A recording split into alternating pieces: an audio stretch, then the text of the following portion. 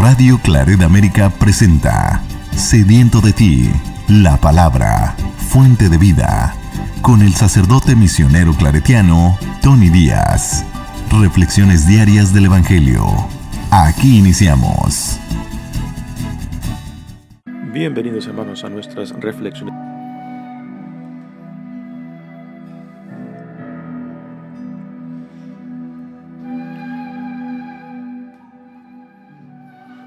Bienvenidos, hermanos, a nuestras reflexiones bíblicas de las lecturas del día. Hoy es viernes de la semana después de la Epifanía y la primera lectura de hoy viene de la primera carta de Juan, capítulo 5, versículos 5 al 13. Queridos hijos, ¿quién es el que vence al mundo? Solo el que cree que Jesús es el Hijo de Dios. Jesucristo es el que vino por medio del agua y de la sangre. Él vino no solo con agua, sino con agua y con sangre. Y el Espíritu es el que da testimonio, porque el Espíritu es la verdad. Así pues, los testigos son tres: el Espíritu, el agua y la sangre. Y los tres están de acuerdo. Si aceptamos el testimonio de los hombres, el testimonio de Dios vale mucho más. Y ese testimonio es el que Dios ha dado de su Hijo. El que cree en el Hijo de Dios tiene en sí ese testimonio. El que no le cree a Dios hace de él un mentiroso, porque no cree en el testimonio que Dios ha dado de su Hijo. Y el testimonio es este: que Dios nos ha dado la vida eterna, y esa vida está en su Hijo. Quien tiene al Hijo tiene la vida. Quien no tiene al Hijo no tiene la vida. A ustedes, los que creen en el nombre del Hijo de Dios, les he escrito estas cosas, para que sepan que tienen la vida eterna. Palabra de Dios. El salmo responsorial es el Salmo 147, y el responsorio es: demos gracias y alabemos al Señor. Demos gracias y alabemos al Señor. Glorifica al Señor, Jerusalén. A Dios ríndele honores, Israel. Él refuerza el cerrojo de tus puertas y bendice a tus hijos en tu casa. Él mantiene la paz en tus fronteras. Con su trigo mejor sacía tu hambre. Él envía a la tierra su mensaje y su palabra corre velozmente. Le muestra a Jacob su pensamiento, sus normas y designios a Israel. No ha hecho nada igual con ningún pueblo, ni le ha confiado a otros sus proyectos. Demos gracias y alabemos al Señor. El Evangelio de hoy viene de Lucas capítulo 5, versículos 12 al 16. En aquel tiempo, estando Jesús en un poblado, llegó un leproso, y al ver a Jesús, se postró rostro en tierra, diciendo: Señor, si quieres, puedes curarme. Jesús extendió la mano y lo tocó, diciendo: Quiero, queda limpio. Y al momento desapareció la lepra. Entonces Jesús ordenó que no lo dijera a nadie y añadió: Ve, preséntate al sacerdote y ofrece por tu purificación lo que Moisés escribió. Eso les servirá de testimonio. Y su fama se extendía más y más. Las muchedumbres acudían a oírlo y a ser curados de sus enfermedades. Pero Jesús se retiraba a lugares solitarios para orar. Palabra del Señor. Muy bien, damos comienzo a nuestra reflexión de las lecturas de hoy. Continuamos leyendo la primera carta de Juan y esta será la última lectura que tomaremos de esta carta. En esta última lectura de Juan, pues tenemos otra vez los temas de la identidad de Jesús. Y el autor de esta carta pues se esfuerza por querer expresar lo que significa creer en Jesucristo, lo cual no es simplemente un repetir lo que otros han dicho, ni aun los apóstoles, ni tampoco es un ejercicio intelectual de decir, sí, lo que dices tiene sentido y afirmo lo que tú dices. No es eso solamente. Para el autor de esta carta, el creer en Jesús es identificarse plenamente con Él, con sus enseñanzas, con su identidad, con la relación que Jesús vivió con Dios Padre, en la cual Él modela la confianza, la entrega plena a la voluntad de Dios Padre. Y creer en Él es identificarnos con todo esto. Es hacer nuestra las enseñanzas, porque la gracia de Dios ha hecho posible no solamente ser atraídos, sino también ser iluminados, ¿no? Así que el autor de esta carta se esfuerza mucho por dejar claro en lo posible, porque esta carta fue escrita a una comunidad que estaba dividida, particularmente por un grupo que negaban que Jesucristo había muerto. A este grupo se le llaman gnósticos, y los gnósticos creían y profesaban de que el Espíritu de Dios solamente vino a Jesús, el ser humano, el hombre, en su bautismo. Pero Jesús, quien recibe el Espíritu Santo, no es el que muere, puesto que ellos creían de que este mismo Espíritu lo abandona cuando Jesús empieza su pasión.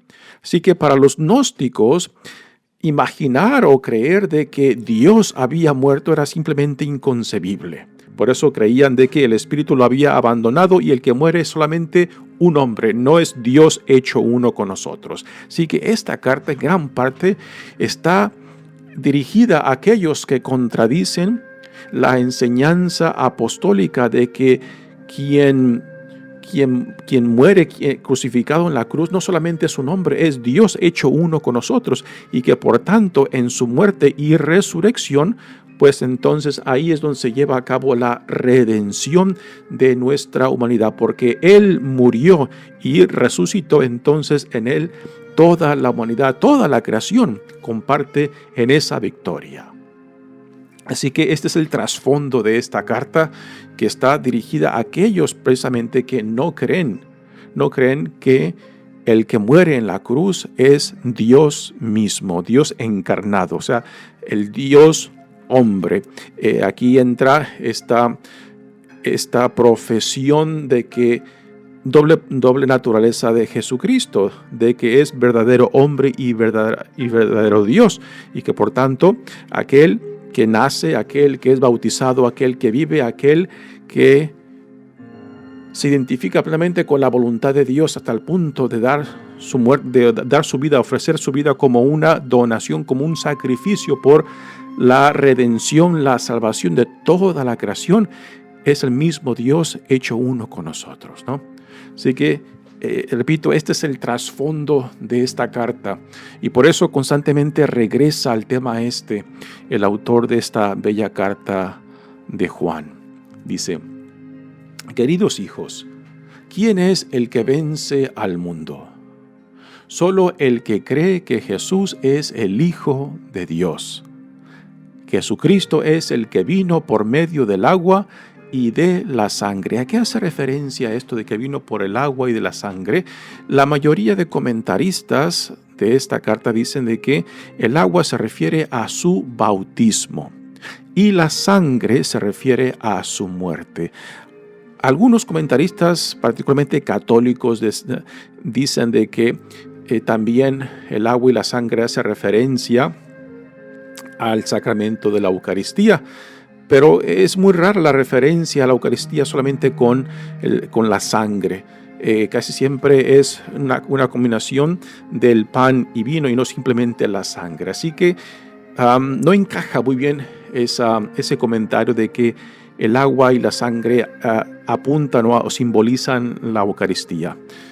En lo que sí puede quizás hacer referencia es a la pasión y muerte según como nos las cuenta el evangelista Juan, que él nos dice que estando Jesús en la cruz, ya después de que muere, que viene el soldado romano para romperle los huesos, pero se da cuenta de que ya está muerto y entonces le abre el costado con la lanza y nos dice el evangelista Juan que entonces de el costado de Jesús brota agua con sangre, ¿no? Pero aún en esa referencia a lo que apunta es a su bautismo y a su muerte, no necesariamente a la Eucaristía. Así que el autor de esta carta nos dice que Jesucristo es el que vino por medio del agua y de la sangre. Y aquí tiene en mente el autor de esta carta a los gnósticos, que creían que solamente en su bautismo Jesús es adoptado por Dios, recibe la identidad del Hijo de Dios. Y que cuando Jesús, adoptado por Dios, por medio del Espíritu Santo, pues entonces cuando empieza su pasión es ahí cuando el Espíritu lo deja y lo abandona y el que muera solamente es su nombre y no Dios, no el Hijo de Dios, ¿no? Así que es a estos a quien tiene en mente el autor cuando dice estas palabras. Él vino no solo con agua, sino con agua y con sangre, porque la sangre simboliza su muerte. En la mentalidad judía, la vida está en la sangre y el derramar la sangre como las víctimas que se ofrecían en sacrificio en el antiguo templo de Jerusalén, pues era la vida misma, ¿no? Así que Jesús es el Cordero de Dios quien derrama su sangre, derrama su vida, entrega su vida por nuestra redención, por nuestra salvación. Y esta es parte fundamental de nuestra fe cristiana. Dice, y el Espíritu es el que da testimonio, porque el Espíritu es la verdad. Así pues, los testigos son tres. Y aquí hablando de testigos, está hablando desde la mentalidad judía que para dar o para declarar algo que es verdad, pues se requería por lo menos de 2 o 3 testigos. Y aquí el Espíritu es uno, y después el agua y la sangre, que testifican acerca de la identidad de Jesús. Y en el siguiente verso ya podemos entender cuál es la conexión del Espíritu, agua y la sangre. Dice, si aceptamos el testimonio de los hombres, el testimonio de Dios vale mucho más. Y ese testimonio es el que Dios ha dado de su Hijo.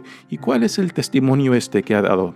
Bueno, en el bautismo de Jesús, Dios dice, este es mi Hijo amado, en quien me complazco. En la transfiguración, otra vez, Dios da ese testimonio acerca de Jesús. Este es mi Hijo amado, escúchenlo, ¿no? Así que ese es parte del testimonio. Y también el Espíritu que después fue dado a los discípulos después de la resurrección, que también confirma todo cuanto Jesús les había enseñado. Continúa la lectura diciendo, el que cree en el Hijo de Dios tiene en sí mismo este testimonio. El que no lo cree, el que no le cree a Dios, hace de él un mentiroso. O sea, y el testimonio, aquí por testimonio no simplemente es algo que el autor de esta carta, Juan el evangelista y apóstol, no simplemente porque él lo ha escuchado, sino porque él mismo convivió con Jesús, él mismo fue testigo de todo cuanto él dice y comparte. Así que su testimonio es de primera persona, no de segunda ni de tercera persona. Por eso la importancia de la tradición apostólica, de que aquello que ellos enseñan está fundado no simplemente en un conocimiento intelectual, está fundado en la experiencia de haber compartido tiempo con Jesús, de haberle escuchado, de haberlo visto, de haberlo tocado, de haber sido testigo de los eventos fundamentales de la vida de Jesús y también de su pasión, muerte y resurrección y ascensión. Así que el testimonio apostólico, el testimonio del autor de esta carta, está fundado en su propia experiencia, no es simplemente un acto intelectual. Y por más que se quiera esforzar, pues a últimas no nos va a poder convencer simplemente con palabras. A últimas tenemos que creer y dar confianza que lo que nos dice es verdad por su testimonio, pero a últimas, su testimonio simplemente nos puede acercar, nos puede preparar para que nosotros también por nuestra propia experiencia lleguemos a conocer y a vivir lo que Él conoce. Porque querer convencer a otros por medio solamente de la palabra es como querer explicarle a un ciego que nunca ha visto lo que es el color, ¿no? ¿Cómo le explicas a un ciego que nunca ha visto el color lo que es el color? ¿O cómo explicarle a alguien que nunca ha conocido el amor lo que es la experiencia del amor? Pues igualmente el autor de esta carta, por más que se esfuerce por querer expresarnos el contenido de su experiencia, de su testimonio, pues a última solamente puede ser un acercamiento, algo en cierta manera que nos deje la atracción, el deseo de decir: quiero conocer más de esto. Quiero conocer por mi propia experiencia, no simplemente por el testimonio de Él, sino por mi propia experiencia, la realidad de Dios, la realidad del Hijo, la realidad del Espíritu Santo. Y a últimas, esto es una gracia cuando uno se deja, primero, atraerse por este Dios, que se deje iluminar, que se deje transformar y que se deje después, pues ser reconstruido en cierta manera a imagen de Él mismo. Y esto es lo fundamental y necesario para todos aquellos que deseamos ir detrás de Jesús como nuestro Señor, como nuestro Maestro, como nuestro Salvador, ¿no? No es simplemente algo intelectual, no es simplemente repetir fórmulas, no es simplemente afirmar intelectualmente lo que se enseña, porque si no se tiene la experiencia fundamental en la cual tú reconoces el Dios que ha venido a ti y que te ha llamado por tu nombre y que te dice: tú también eres mi hija, tú también eres mi hijo amado, ven, regocíjate en quién digo yo que eres tú y revístete de tu verdadera dignidad e identidad como tal. Y es esa experiencia lo que hace posible la fe cristiana. Porque sin esa experiencia simplemente nos quedamos con fórmulas, simplemente nos quedamos con tradición muerta que no dan vida. Y la iglesia puede continuar solamente cuando se deja guiar, se deja transformar y a veces se deja sacudir por el Espíritu que la hizo posible, que la guía y que la transforma. Y esta es la experiencia la cual este autor de esta carta pues busca atraernos para que nos dejemos iluminar, transformar por esta misma gracia de Dios y poder llegar a esta convicción, a esta fe, a esta esperanza, no solamente porque el autor de esta carta lo ha dicho, no simplemente porque lo repiten las doctrinas de la iglesia, sino porque ya el Espíritu de Dios, por medio de esa experiencia, de ese encuentro con Dios, ha hecho posible entender, aceptar e identificarme con la verdad de que Jesucristo es el Hijo de Dios, de que Él es el Mesías, de que Él es el enviado, que es la encarnación de Dios mismo para con nosotros. A esto se refiere por vida eterna.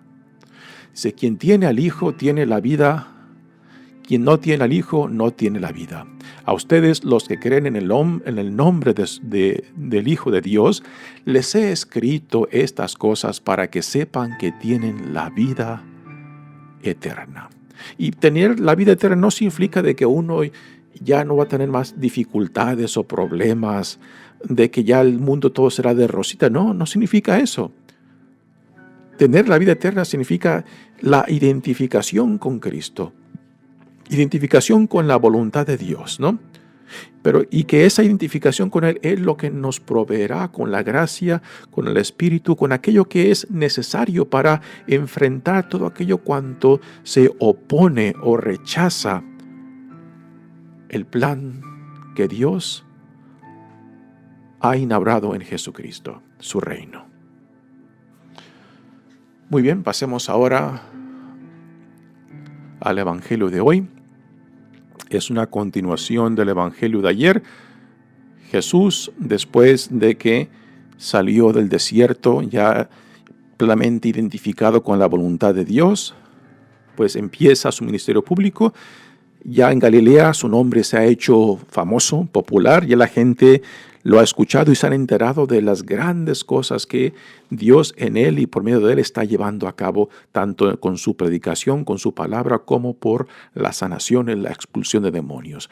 Jesús después va a su pueblo de Nazaret y ahí pues la gente a primeras lo acepta y afirman lo que escuchan y ven en él, pero a últimas terminan rechazándolo. Y Jesús, pues, en cierta manera se va un poco tristón de Nazaret, ¿no? Porque su propia gente, pues, no lo rechaza. Piensan que lo conocen, pero a últimas no lo conocen. Y Jesús se aleja de Nazaret. Se regresa, se introduce más adentro de Galilea, se establece en Cafarnaúm, muy probablemente utilizando la casa de Simón, Pedro y Andrés, que vivían en Cafarnaúm. Y esa casa pues se convertirá en el centro desde donde Jesús irá y regresará en sus experiencias misioneras por los caminos de Galilea. Y aquí se nos da una narración de una de las experiencias de Jesús en algún poblado de Galilea, en alguna aldea de Galilea. Dice, en aquel tiempo, estando Jesús en un poblado, llegó un leproso. Los leprosos eran gente que se les calificaba como tal porque tenían alguna imperfección en la piel, ¿no?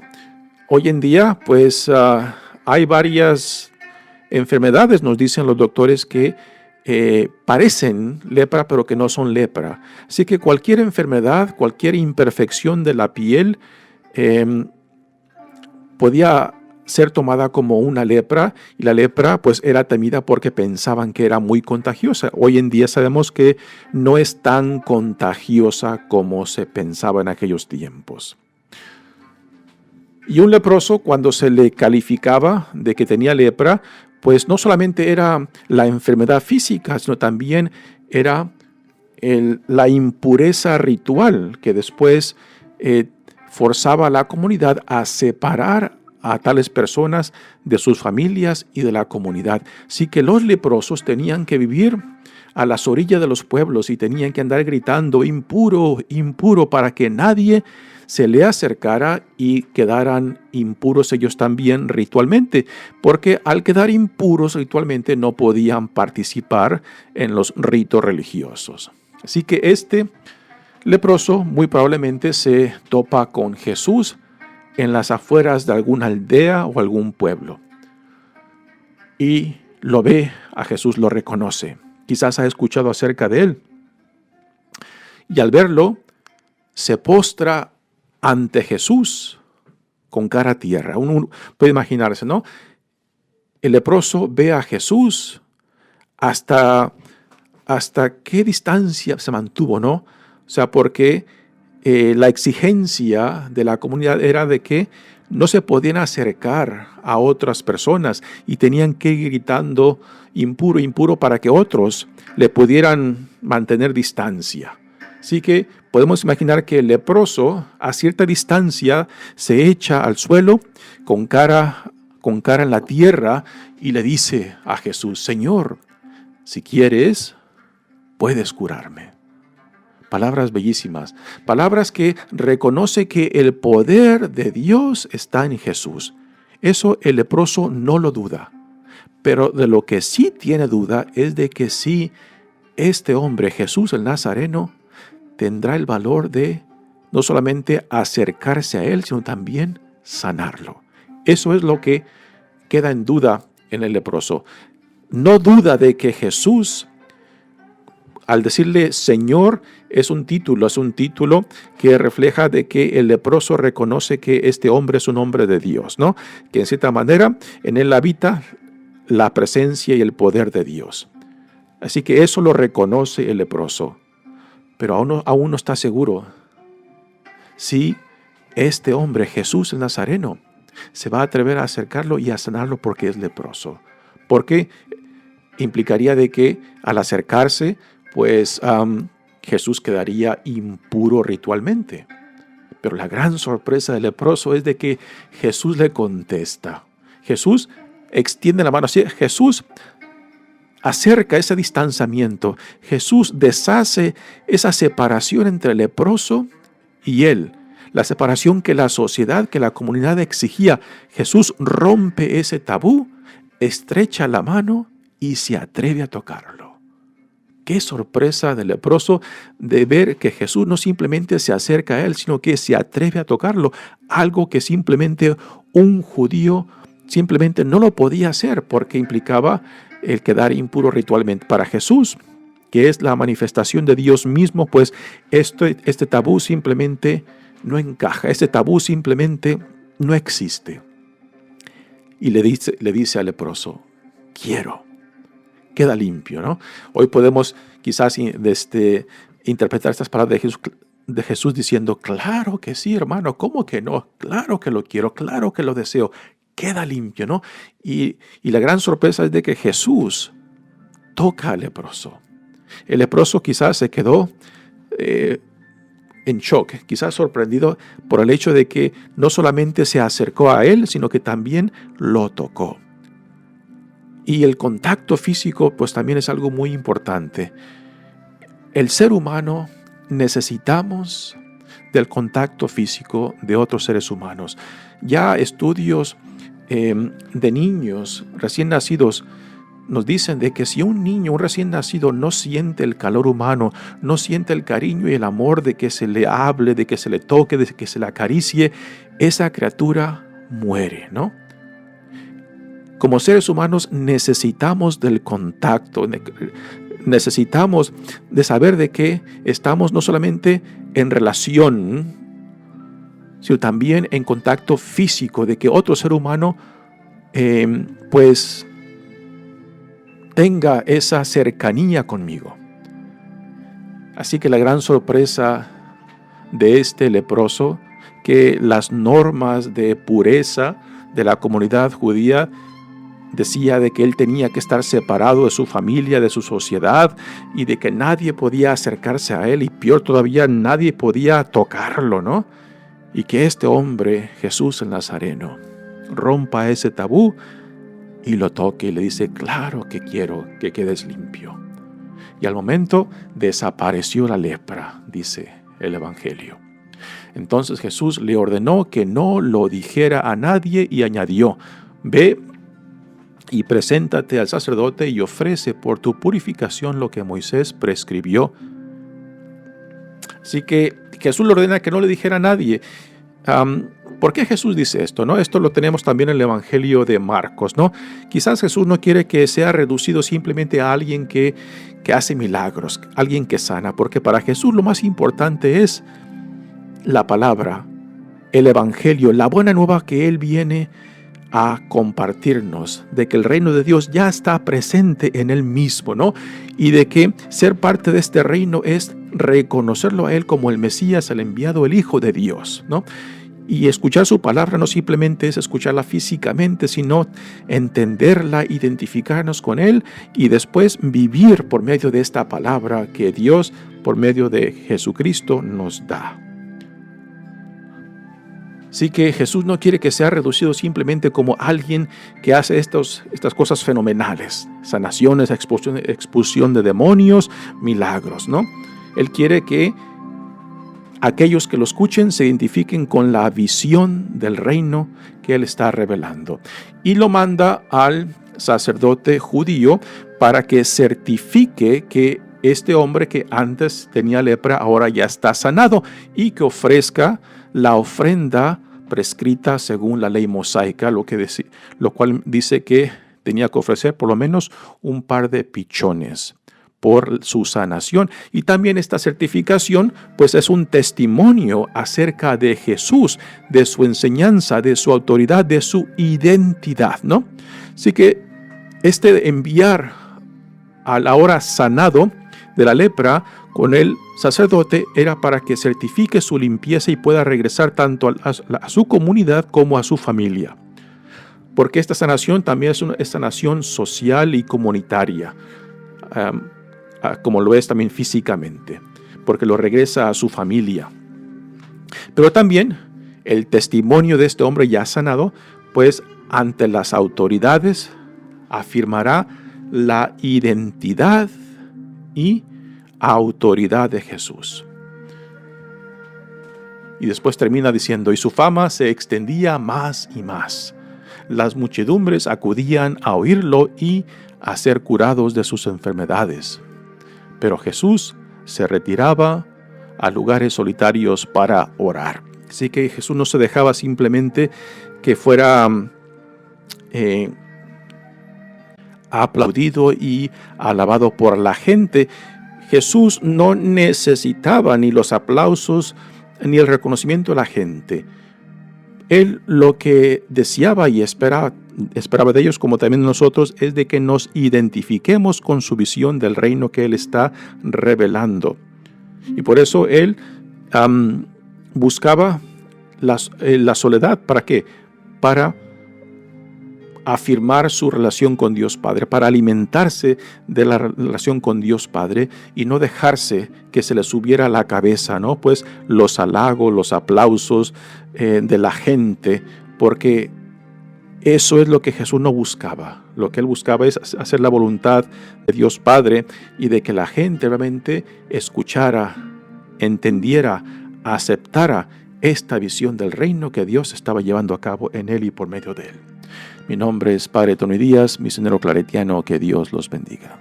Radio Claret América presentó Sediento de ti, la palabra, fuente de vida. Sus comentarios son importantes. Contáctenos en radioclaretamerica@gmail.com.